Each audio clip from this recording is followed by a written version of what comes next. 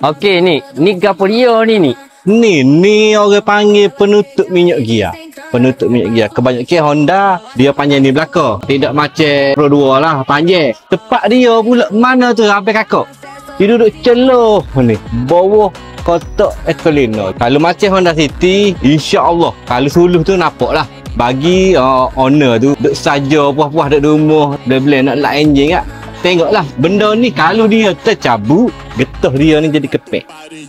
Getah dia ni jadi kepek. Dia tak serah. Tapi getah dia ni jadi kepek. Jadi dia boleh tendang. Risiko dia bila hujan masuk air dalam gearbox. Tu air mata lah. Benda belah ni je.